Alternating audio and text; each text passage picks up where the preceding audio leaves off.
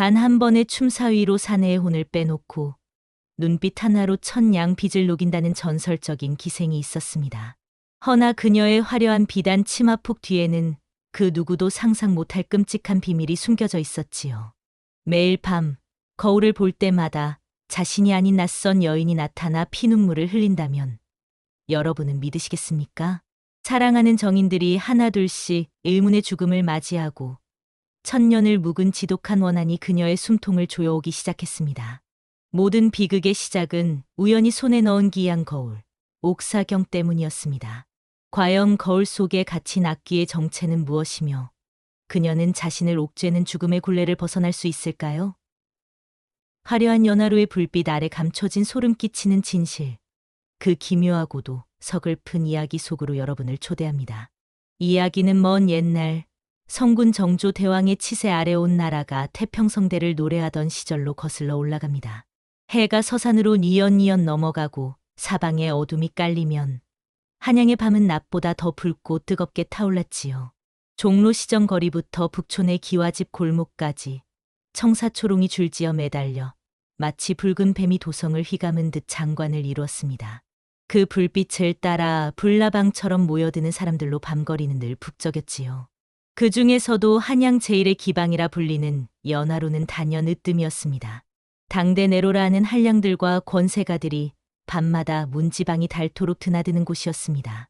높은 담장 너머로는 끊이지 않는 기생들의 간드러지는 웃음소리와 향긋한 술 냄새, 그리고 사내들의 애간장을 녹이는 가야금 소리가 담쟁이 넝쿨을 타고 흘러나왔습니다. 연화로의 밤은 언제나 화려하고도 몽환적이었습니다. 허나 빛이 밝으면 그림자도 짙은 법이라 했습니다. 겉으로는 태평성대여 흥청망청 즐거운 세상 같았으나 그 화려한 이면에는 흉흉한 소문이 독버섯처럼 퍼지고 있었지요. 깊은 밤, 사람의 혼을 홀라당 빼먹는 요물이 도성을 배회한다는 기이한 괴담이었습니다. 술에 취해 비틀거리던 사내들이 쥐도 새도 모르게 사라지는 일이 빈번했기 때문입니다. 사람들은 그저 술기운에 객사를 했으려니 쉬쉬하며 넘겼으나 밤바람에 실려오는 비릿한 피 냄새는 예사롭지 않았습니다. 화려한 등불 아래 감춰진 검은 아가리가 언제 누구를 삼킬지 모르는 위태롭고도 매혹적인 밤. 그 깊은 어둠 속에서 본격적인 이야기는 시작됩니다. 그 연화로의 가장 깊고 은밀한 별채에는 이 기방의 자존심이라 불리는 기생, 매화가 살고 있었습니다. 그녀는 이름처럼 고고하고 차가운 여인이었지요. 천금을 싸들고 온 대감마님 앞에서도 좀처럼 웃음을 보이지 않았으나 그 서늘한 눈매와 배곡 같은 피부는 오히려 사내들의 정복욕을 불태우는 장작이 되곤 했습니다. 매화가 검은고를 타는 날이면 시끌벅적하던 연화로는 찬물을 끼얹은 듯 고요해졌습니다. 그녀의 손끝에서 터져나오는 선율은 사람의 마음을 베어낼 듯 날카롭다가도 금세 녹여버릴 듯 애절했기 때문입니다. 사람들은 그녀를 일컬어 만질 수 없는 얼음꽃이라 불렀습니다. 허나 화려한 연회가 끝나고 모두가 잠든 새벽이 오면 얼음꽃은 비로소 위태롭게 떨기 시작했습니다. 두꺼운 분칠을 지워낸 그녀의 가슴 한복판에는 붉은 반점이 선명하게 박혀 있었습니다. 마치 누군가가 뜨거운 인두로 지져놓은 듯한 흉측한 자국이었지요. 그녀는 매일 밤 잠자리에 드는 것이 죽기보다 두려웠습니다. 눈을 감으면 어김없이 차가운 소나기가 목을 조르는 악몽이 찾아왔기 때문입니다. 칠흑 같은 어둠 속에서 누군가 귓가에 저주를 퍼붓는 소리에 매화는 식은땀을 흘리며 비명을 삼켜야만 했습니다. 천하를 호령하는 기생 매화였으나 그녀의 밤은 이토록 철저히 고독하고 공포스러웠던 것입니다. 그런 매화의 곁을 맴도는 두 사내가 있었습니다. 한 명은 성균관 유생인 김도령이었습니다. 그는 기름진 뱃살을 출렁이며 수작을 거는 여느 양반들과는 결이 달랐지요. 각끈을 단정히 메고 맑은 눈망울을 지닌 그는 매화에게 술 한 잔 따르라 강요하는 법이 없었습니다. 그저 그녀가 켜는 검은고 소리에 귀를 기울이며 고운 시 한 수를 적어 건네는 것이 전부였지요. 낭자, 안색이 파리해 보입니다. 부디 옥체를 보전하시오. 김도령의 순수한 연심은 차갑게 얼어붙은 매화의 마음을 두드리는 봄볕과 같았습니다. 허나 매화는 그 따스함이 오히려 두려웠습니다. 자신의 비참한 운명이 고귀한 도령에게 해가 될까봐 애써 차갑게 그를 밀어내곤 했지요. 반면 또 다른 사내는 정체를 알 수 없는 기이한 인물이었습니다. 사람들은 그를 윤서생이라 불렀습니다. 낡은 갓에 허름한 도포 자락을 휘날리며 언제부턴가 연화루 구석 자리를 차지하기 시작한 그는 기생을 끼고 노는 법도 없이 그저 묵묵히 독주만 들이켰습니다. 그런데 이상한 일이었습니다. 윤서생의 시선은 언제나 매화의 움직임을 쫓고 있었는데 그 눈빛이 어찌나 서늘하고 날카로운지 마치 뱀이 먹잇감을 노리는 듯했습니다.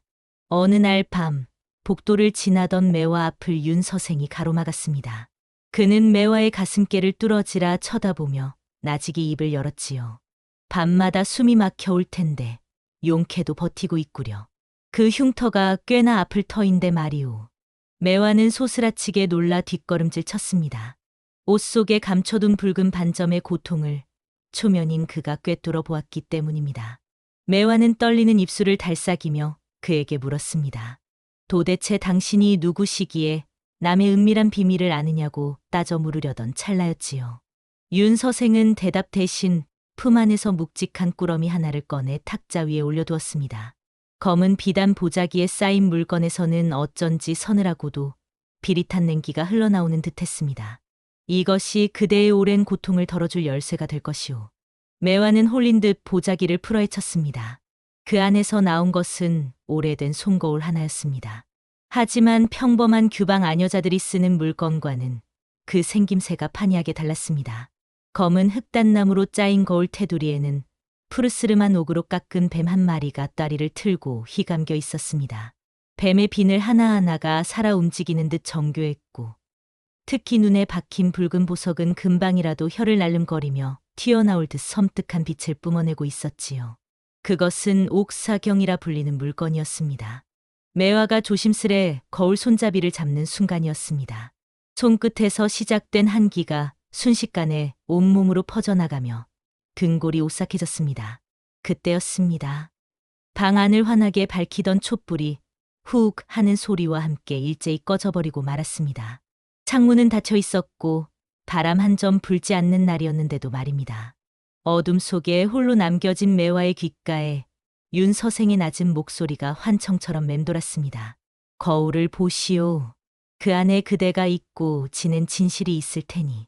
다시 불을 켰을 때 방 안에는 매화 혼자뿐이었고 윤서생은 연기처럼 사라지고 없었습니다.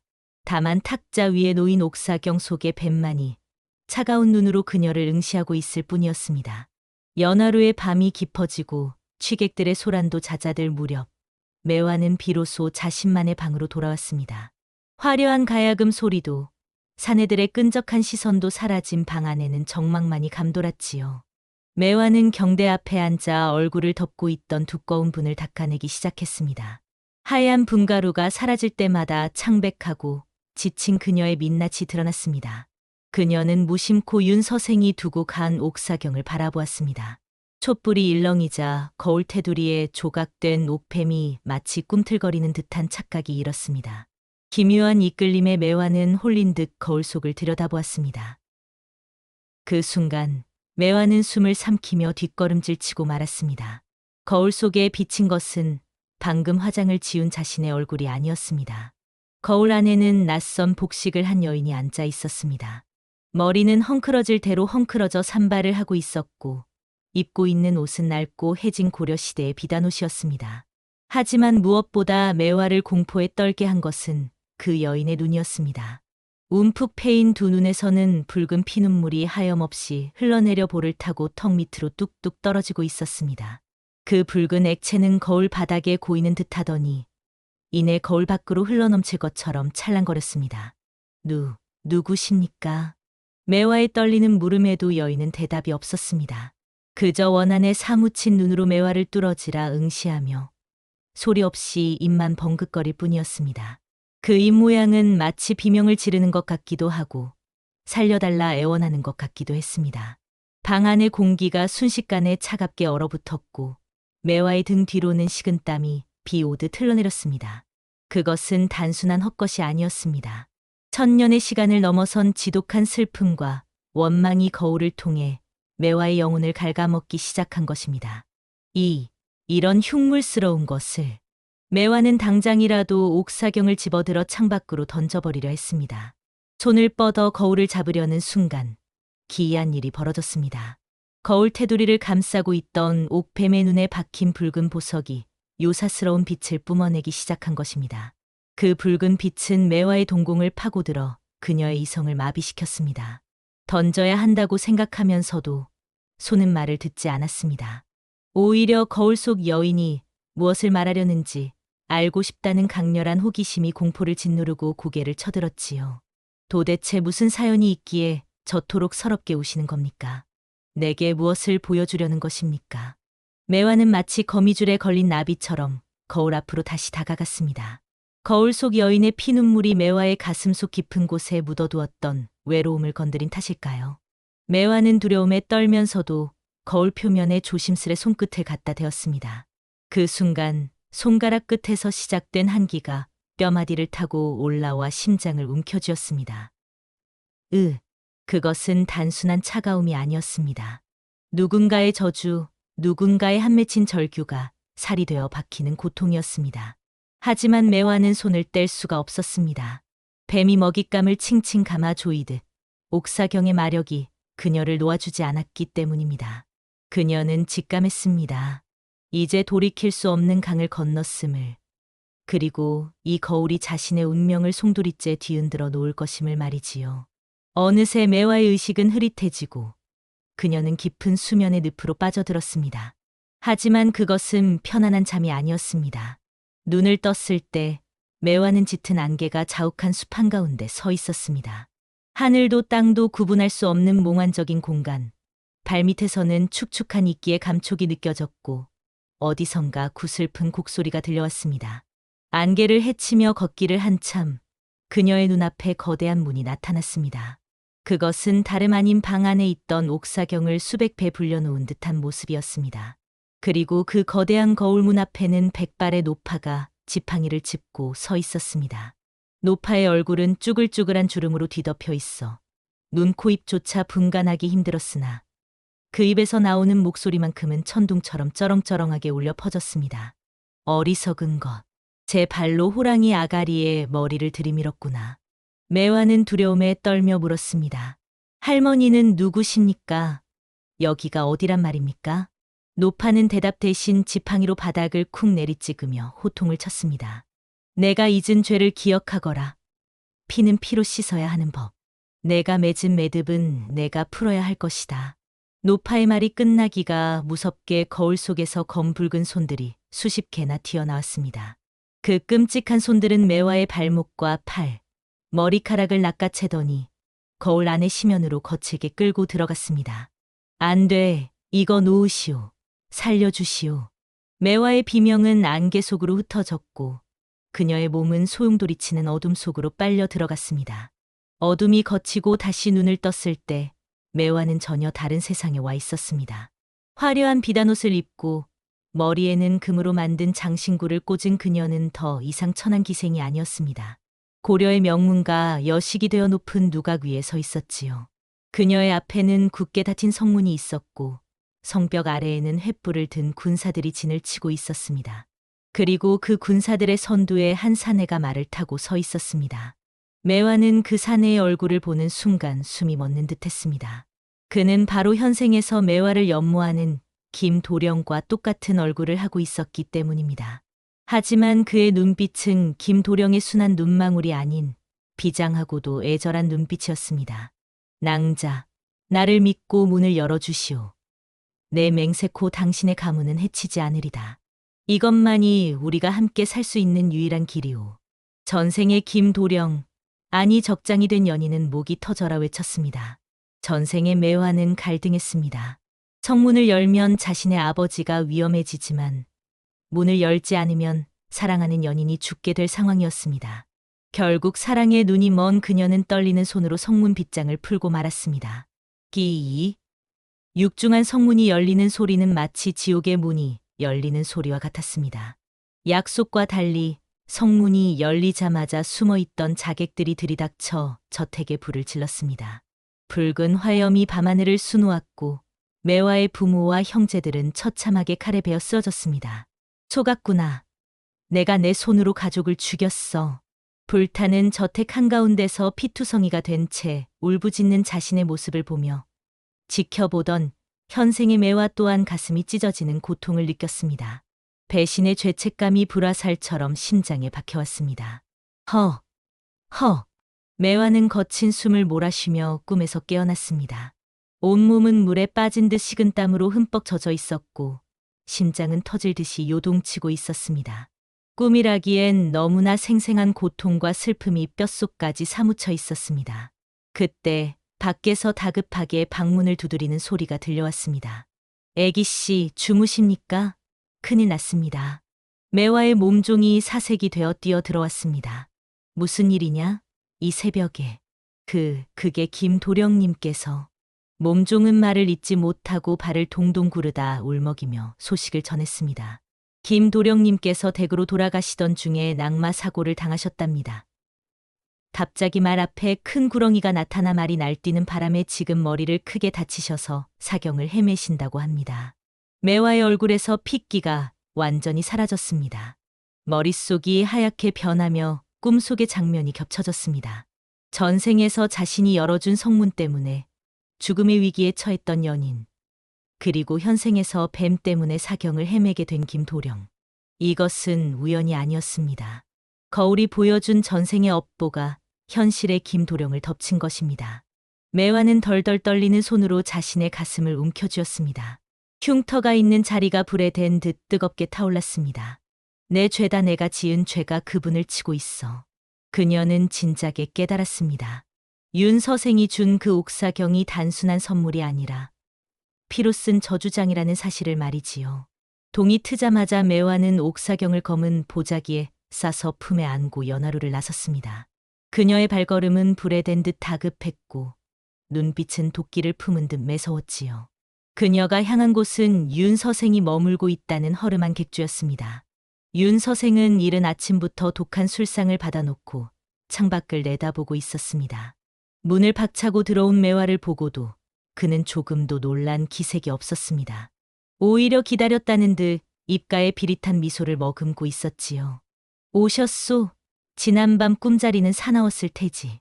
매화는 들고 온 옥사경을 탁자 위에 거칠게 내려놓았습니다.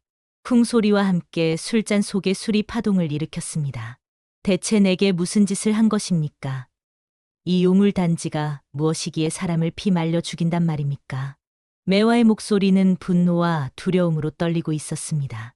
윤 서생은 천천히 술잔을 비우고는 매화의 눈을 똑바로 응시했습니다. 그의 눈동자는 깊이를 알 수 없는 우물처럼 검고 서늘했습니다. 나는 그저 거울을 주었을 뿐, 그 안을 들여다본 것은 그대의 선택이었소. 이 거울은 거짓을 말하지 않소. 그대가 죽인 자들이, 그대가 배신한 피의 대가가 돌아오고 있는 것일 뿐. 내가 죽였다니요. 나는 아무것도 모릅니다. 매화가 부정하려 하자 윤 서생은 자리에서 일어나 천천히 그녀에게 다가왔습니다. 그의 그림자가 마치 거대한 뱀처럼 매화의 전신을 휘감는 듯했습니다. 모른다 하여 죄가 사라지더냐? 업보는 그림자와 같아 천년이 지나도 주인을 찾아오는 법이다. 김도령을 살리고 싶다면 거울을 끝까지 보시오. 그 안에 답이 있을 테니. 그의 말은 경고라기보다 차라리 저주에 가까웠습니다. 매화는 그의 서늘한 기운에 압도되어 뒷걸음질 칠 수밖에 없었습니다. 객주를 나온 매화는 정신이 반쯤 나간 사람처럼 연화루로 돌아왔습니다. 김도령이 사경을 헤맨다는 소식은 시시각각 그녀의 숨통을 조여왔습니다. 의원들도 고개를 저으며 포기했다는 말에 매화는 다시금 옥사경 앞에 앉을 수밖에 없었습니다. 그분을 살릴 방법이 있다면 지옥불이라도 뛰어들리라. 매화는 떨리는 손으로 다시 거울을 잡았습니다. 이번에는 더 깊은 어둠이 그녀를 빨아들였습니다. 눈을 뜬 곳은 천년 전 신라의 어느 신성한 제단 위였습니다. 하얀 소복을 입은 전생의 매화는 하늘의 뜻을 전하는 신녀였습니다. 그녀의 앞에는 가뭄에 고통받는 마을 사람들을 구하기 위해 제물로 바쳐질 한 사내가 묶여 있었습니다. 그 사내 또한 김도령과 똑같은 얼굴을 하고 있었습니다. 전생의 김도령은 담담한 표정으로 죽음을 받아들이고 있었으나 그를 바라보는 매화의 눈은 절망으로 일렁였습니다. 그녀는 신을 모시는 몸으로 인간을 사랑하는 금기를 범하고 있었던 것입니다. 사랑하는 이를 차가운 강물에 던질 수 없었던 매화는 신탁을 조작하는 끔찍한 죄를 저질렀습니다. 하늘의 뜻이 바뀌었다. 이 자는 부정이 탄 자이니 제물로 쓸 수 없다. 그녀의 거짓된 외침에 제사장은 혼란에 빠졌고 결국 김도령은 풀려났습니다. 두 사람은 야반도주하여 깊은 산속으로 숨어들었지요. 두 사람만의 세상에서 행복한 듯 보였습니다. 하지만 그 대가는 참혹했습니다. 신의 노여움을 산 마을에는 역병이 돌기 시작했습니다. 우물물이 핏빛으로 변하고 아이들은 검게 타들어가며 죽어갔습니다. 수백 명의 목숨이 매화의 거짓말 하나로 희생된 것입니다. 산속 오두막에서 마을의 참상을 전해 들은 전생의 매화는 죄책감에 미쳐가고 있었습니다. 나 때문에, 내 이기적인 사랑 때문에 모두가 죽었어. 거울 속의 매화가 피를 토하며 쓰러지는 모습을 보며 현실의 매화 역시 바닥을 뒹굴며 고통스러워했습니다. 김도령을 사랑하는 마음이 클수록 그 죄의 무게는 더욱 무겁게 그녀를 짓눌렀습니다. 두 번째 전생을 보고 난 후 매화는 공포에 질려 식음을 전폐했습니다. 하지만 이대로 당하고만 있을 수는 없었습니다. 그녀는 마지막 지푸라기라도 잡는 심정으로 도성 박시리에 산다는 용한 만신을 찾아갔습니다. 매화가 보자기에 싸운 옥사경을 꺼내 놓자마자 굿땅의 촛불이 미친 듯이 춤을 추고 방울이 저절로 요란하게 울리기 시작했습니다. 으악, 치워라. 당장 저 흉물을 내 눈앞에서 치우란 말이다. 만신은 옥사경을 보자마자 사색이 되어 구석으로 뒷걸음질 쳤습니다. 이건 거울이 아니다. 원혼을 가둔 감옥이야. 그것도 보통 원기가 아니야. 천년 묵은 이무기가 승천하지 못한 한을 품고 깃든 요물이란 말이다. 이무기라니요? 매화의 물음에 만신은 덜덜 떨며 말을 이었습니다. 그 거울은 주인의 가장 아픈 기억을 먹고 자란다. 내가 전생의 죄를 기억해 낼수록 그놈의 힘은 강해질 것이야. 결국엔 내 영혼을 통째로 삼키고 내 몸을 차지하려 들 게다. 만신의 경고는 충격적이었습니다. 윤 서생이 준 선물은 구원의 열쇠가 아니라 매화를 파멸시키고 그녀의 육신을 빼앗기 위한 악마의 덫이었던 것입니다. 매화는 옥사경의 뱀 장식이 금방이라도 자신을 물어뜯을 것 같은 공포에 휩싸였습니다. 만신의 집에서 돌아온 후 매화의 몸에는 급격한 변화가 찾아왔습니다. 가슴 한복판에 있던 붉은 반점은 이제 검붉은색으로 변해 어깨와 목까지 타고 올라왔습니다. 배곡 같던 피부는 거칠게 말라 비틀어졌고 아름답던 머리카락은 한 움큼씩 빠져버렸습니다. 마치 무덤 속에서 갓 파낸 시체처럼 그녀의 육신은 생기를 잃고 썩어가고 있었습니다. 연하루의 행수기생은 매화의 흉측한 몰골을 보고 기겁하며 그녀를 별채에 가둬버렸습니다. 손님들이 놀란다는 이유였지요. 어둡고 차가운 방에 갇힌 매화는 거울을 보지 않아도 알 수 있었습니다. 자신의 생명이 얼마 남지 않았음을. 하지만 자신의 고통보다 더 견딜 수 없는 것은 김도령의 소식이었습니다. 김도령은 이제 숨만 겨우 붙어 있는 상태로 의원들도 장례를 준비하라 일렀다는 소문이 들려왔습니다. 내가 죽는 것은 두렵지 않다. 허나 나 때문에 그분이 죽는 것만은 막아야 한다. 매화는 썩어가는 손으로 벽을 짚고 겨우 몸을 일으켰습니다. 그녀의 눈빛만은 형형하게 살아 빛나고 있었습니다. 그녀는 품속에 날카로운 은장도 하나를 챙겼습니다. 이 모든 비극의 원흉인 윤서생과 끝장을 보겠다는 결연한 의지였습니다. 보름달이 핏빛으로 물든 밤, 매화는 몰래 별채를 빠져나와 연화루의 가장 높은 누각으로 향했습니다. 윤서생은 그곳에서 달을 바라보며 술을 마시고 있었습니다. 기다리고 있었소. 윤서생은 뒤도 돌아보지 않고 말했습니다. 매화는 비틀거리는 걸음으로 그에게 다가가 소리쳤습니다. 당신 정체가 무엇입니까? 왜 하필 나입니까? 왜 나와 김도령을 괴롭히는 것입니까? 윤서생이 천천히 몸을 돌렸습니다. 달빛을 등진 그의 얼굴은 기이하게 일그러져 있었습니다.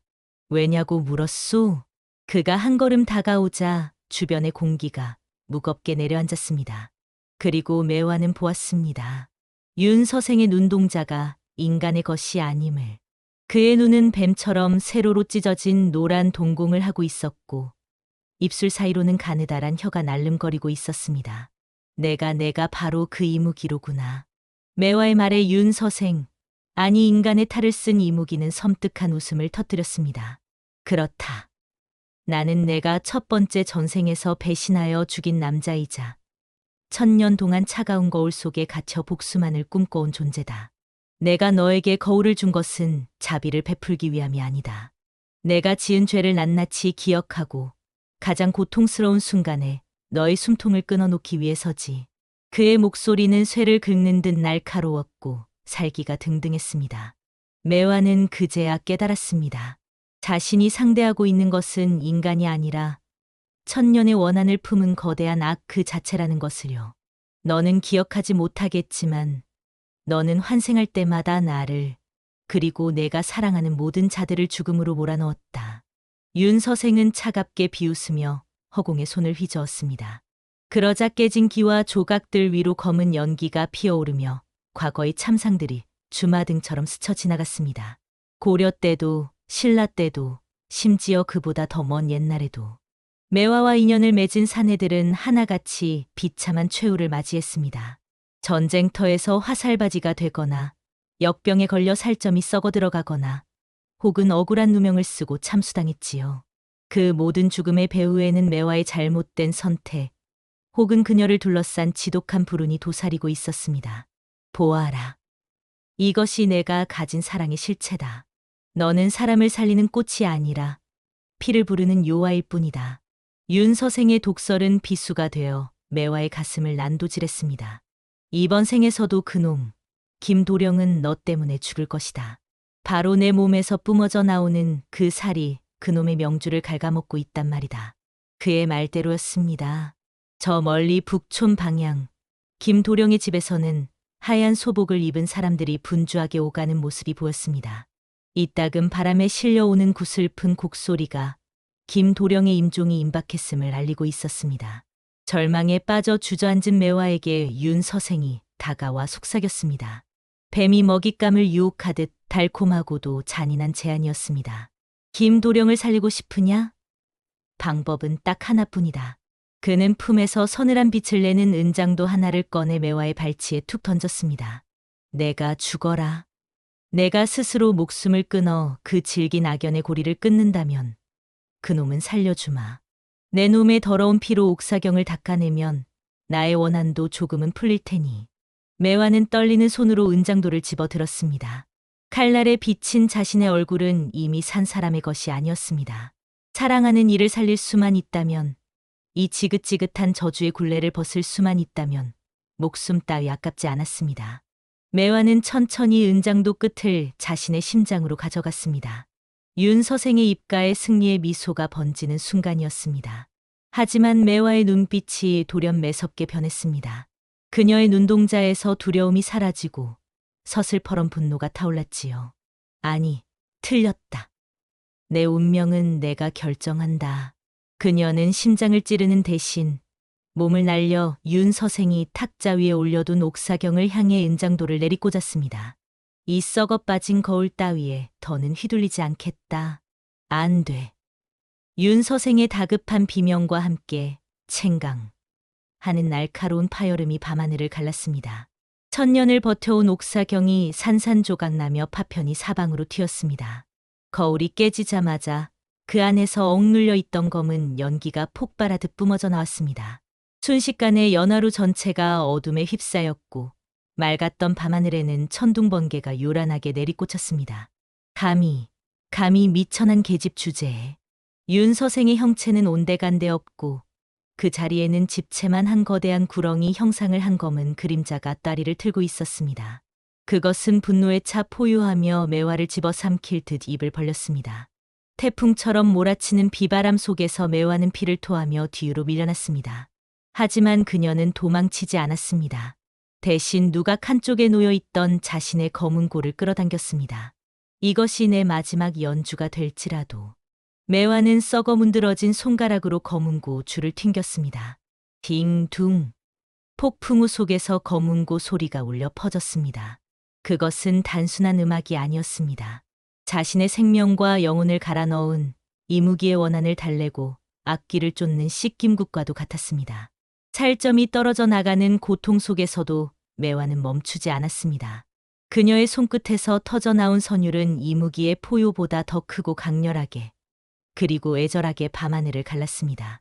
매화의 피 맺힌 연주가 절정에 다다르자 바닥에 흩어져 있던 깨진 옥사경 조각들이 공중으로 떠올라 눈부신 빛을 발하기 시작했습니다. 그 빛은 검은 연기를 뚫고 들어가 이무기의 기억 속에 가려져 있던 진정한 진실을 비추었습니다. 1000년 전 고려의 그날 밤, 매화가 성문을 연 것은 배신이 아니었습니다.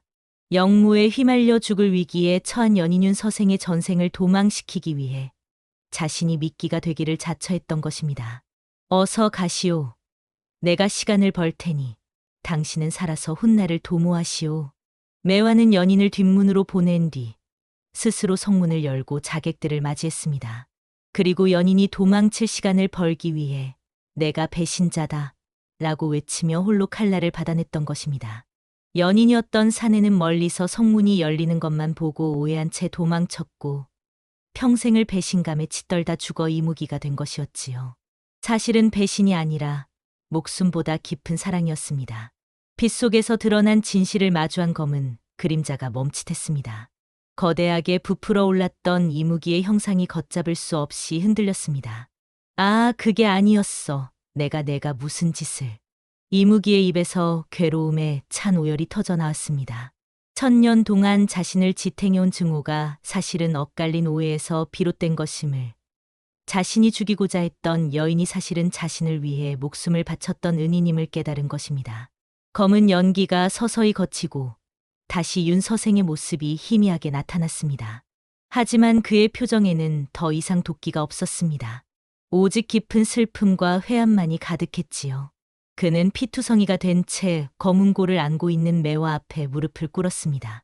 미안하다, 정말 미안하다. 내 어리석음이 너를 이리도 괴롭혔구나. 윤 서생의 눈에서 맑은 눈물 한 방울이 툭 떨어졌습니다. 그 눈물이 바닥에 닿자 매화의 몸을 올가매고 있던 검은 반점들이 씻은 듯이 사라지기 시작했습니다. 윤 서생의 몸은 하얀 빛 조각이 되어 밤하늘로 흩어졌습니다. 그것은 1000년의 한을 풀고 비로소 자유를 얻은 영혼의 승천이었습니다. 지독했던 폭풍우가 지나가고 거짓말처럼 맑은 아침해가 떠올랐습니다. 연하루를 덮고 있던 어둠은 사라졌고 죽어가던 김도령은 기적적으로 눈을 떴습니다. 의원들은 천지신명이 도우셨다며 혀를 내둘렀지요. 하지만 매화는 더 이상 연하루에 머물지 않았습니다. 그렇다고 김도령과 혼인하여 양반과 며느리가 된 것도 아니었습니다. 그녀는 짐을 꾸려 조용히 기방을 나섰습니다. 나루터의 선매화는 깨진 옥사경 조각들을 흐르는 강물에 하나씩 띄워보냈습니다. 지난날의 아픔도 슬픔도 전생의 업보도 모두 이 강물에 흘려보내겠습니다. 이제 그녀는 누군가의 연인도 누군가의 기생도 아닌 온전한 자신 매화로 살아가기로 했습니다. 그녀의 얼굴에는 더 이상 그늘도 공포도 없었습니다. 오직 스스로 운명을 개척해 나가는 자만이 가질 수 있는 단단한 미소가 걸려 있었지요. 옛말에 백절불굴이라는 말이 있습니다. 어떠한 난관에도 굽히지 않고 이겨나간다는 뜻이지요. 자신의 운명을 남에게 맡기지 않고 스스로 깨뜨려 쟁취한 매화처럼 여러분의 삶에도 진정한 봄이 오기를 바랍니다. 강물을 따라 흘러가는 거울 조각 위로 찬란한 봄 햇살이 부서져 내렸습니다. 다음 영상을 빠르게 만나보시려면 좋아요와 구독을 눌러주세요. 그럼 더 재미있는 영상으로 찾아뵙겠습니다. 모두 행복한 하루 보내세요.